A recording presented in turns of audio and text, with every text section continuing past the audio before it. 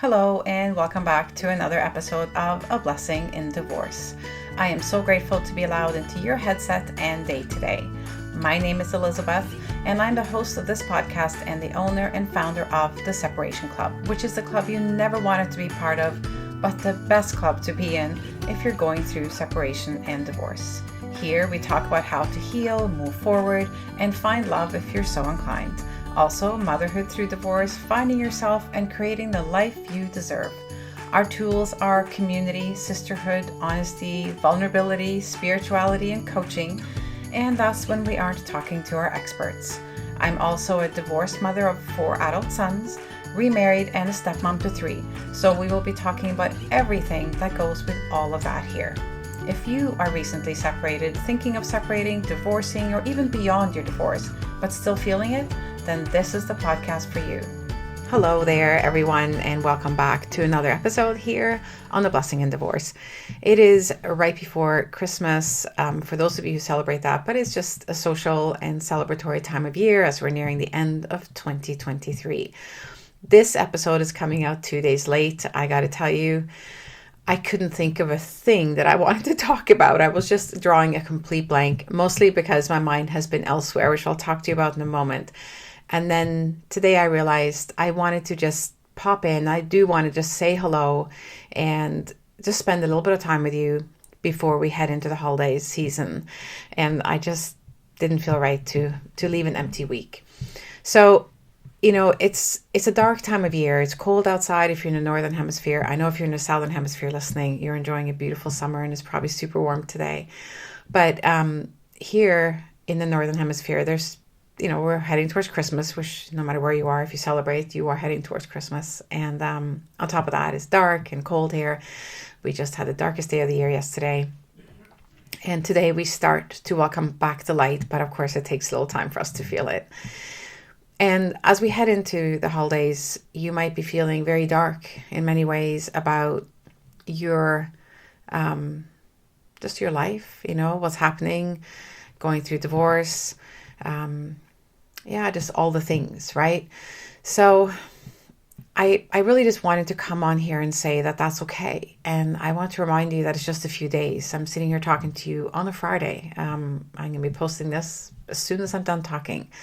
And it's just another weekend. Christmas Eve is on Sunday, Christmas Day is on Monday, and then technically speaking, it's over. So if this feels heavy for you, this Christmas feels heavy and difficult, or there's parts of it that feel difficult, just remember it's going to be over soon. So what I'm really wanting to encourage you to do is to use the energy of the season, meaning the winter solstice, to remind yourself to be a little lighter with this one, to rest. Take these days to rest, to just be with yourself, to nourish yourself in whatever that means to you. It could be through healthy eating, good night's sleep, meditation, some yoga, maybe some walks outside, maybe watching the sunrise, spending time with people you love, doing things you love. But mostly it's really about asking yourself, what do I need right now? And giving yourself that. What do I feel called to right now? Doing that. Allow yourself to do for you for a change and not always make it about everyone else. That is what the season is asking you to do. And I know you might be thinking, no, it's not. I have to do these 18,000 things before Christmas comes. And I get it. But somewhere in there's time to take 10 minutes to make a nice hot cup of tea. I did this morning.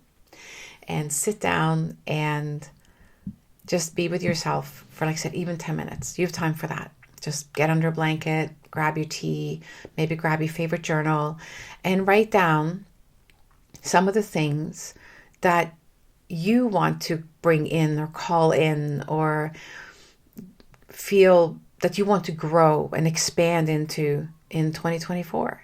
I'm not talking about New Year's resolutions here. I'm not talking about big goals. Just what do I want, 2024 to feel like, look like, be like? How do I want to be in 2024? Like, just start asking some of the questions and allow yourself to just hear some answers, even if they're not complete, and write whatever you hear or feel down in your journal so that there's an opportunity for that feeling and that inspiration or whatever to grow a little bit. Even give some thought to what your hope or wish is for the next 3, 4, 5 days as you spend time with family and with your children or loved ones, friends, whatever this season looks like for you. And just kind of set an intention of, I want to be calm, or I want to feel at peace, or I want to be positive. So focus on things that you actually control, how you feel, what you're thinking, and who you are being. You know, we often present ourselves in a way where we're not necessarily being authentic with ourselves. Like, we're just trying to do all the things and be all the things for other people. But sometimes what we crave the most is to feel at peace with ourselves and with others, to feel calm, to feel in harmony with what has happened in your life and where you're going. Like, whatever the feeling is, try to word it, try to give it a word. I want to feel peaceful this holiday season. I want to feel in control. I want to feel like I'm having fun, whatever. Like, just, what is that? And this is what your journal is great for. And then ask yourself, what are some things that I can do or not do, by the way, to help myself feel that way? What is a way that I can handle Christmas dinner at my in-laws or ex-in-laws or soon to be ex-in-laws or at my parents? How can I handle everyone, or how can I manage the situation so I can remain peaceful, which is my intention, right? So just like literally take a look at what's coming up for you. Feel the resistance, the icky, the conflict kind of rise and the stress, and it's like, okay, no. How can I maintain my inner peace, my inner well-being through that stressful situation? When we prepare for something, when we anticipate and then come up with a solution, a lot of the stress just literally melts away. And when I say, tune into the season to help you, well, winter solstice, or let's take a look at what's going on outside. I just talked about this in my Facebook group. What's going on outside is, when you look at nature, it's sleeping. The animals are hibernating, the trees, the flowers, the shrubbery, everything is sleeping. It's gone dormant. They have shed the leaves and the flowers that they no longer need. They've taken the nourishment that they needed to nurture their roots and the seeds of spring. So, how can you rest and release, let go of things you no longer need from 2023 to nurture what you want to be, or who you want to be, or what you want to do, whatever that is, going forward? How can you nurture your intentions? And, there's two things that kind of have to happen in order for this to work. One is to know what you want. So ask yourself that. That's often the one thing we just don't take time for, is to ask ourselves, what do I want? And then the next thing is to ask yourself what you can do to get a little closer to that, and to give yourself the time and space to find the answers. And those answers might not come to you right as I'm talking to you about this, but that's what the resting is for. That's what the nurturing is for. So these next few days, take the time to just be and be kind and loving towards yourself, and enjoy love and kindness from others towards you. And the answers will start to show up. Write them down when they come up. Little nudges, little ideas, little suddenly an introduction to a person who can help you, or something comes up. So I one of the things that can be very stressful as we go forward in this holiday weekend, is of course things like the kids might be going to spend time with their other parent. Maybe they're feeling really stressed. Maybe they don't want to. Maybe the other parent hasn't let you know what the plans are yet. And it can feel so stressful to not feel in control of every aspect of your life. There's this huge thing that you're so emotionally attached to, your children and your time with them, that you don't necessarily know how it's going to play out, or maybe they're upset. And there could be so many factors. You know what I mean. So as you're thinking of all these things that potentially cause you stress, allow yourself to let go of control. Allow yourself to loosen the grip on these things and to say to yourself, this is out of my control. There's actually nothing I can do here. There's nothing I can change. I can't control this other person. I can't control how my kids are going to react.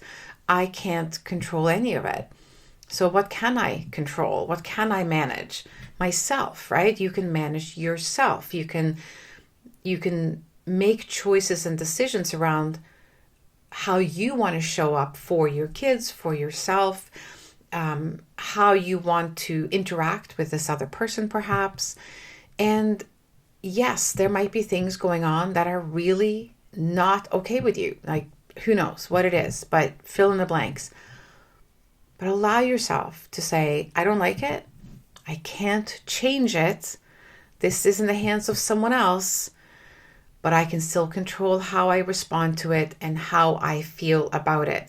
And I don't want to ruin my whole holiday because of it. So I'm choosing to feel at peace. I'm choosing to let go of what I cannot change.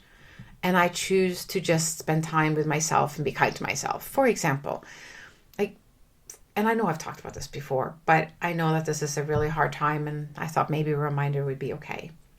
So with that being said, I think I'm going to keep this really short and sweet. I'm going to send you on your way. You take the time that you might have spent listening to a longer episode here and go and do something really wonderful for yourself.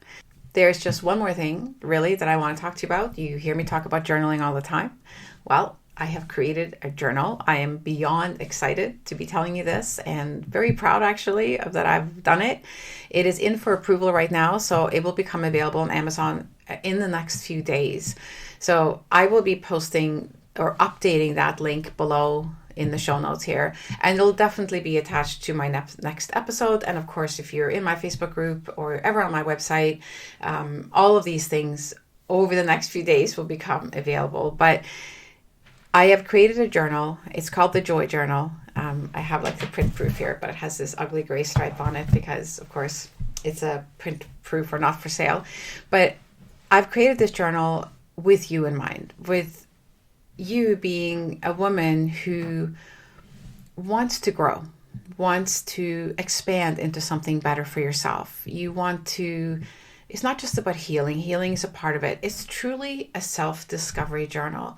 It is a journal to find that joyful place in yourself, because joy exists inside all of us. It exists and is available to us, but we just don't go there. And it can be hard to go there when there's a lot of bad things happening.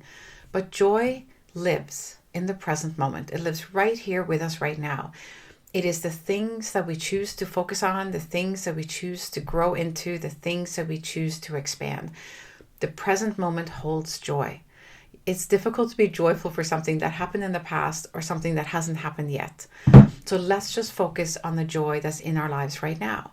Like when I received my print proof yesterday and realized it's ready to go, I felt true joy in that moment, joy that I could really only experience as I hold my journal, the one that I've created, for the first time.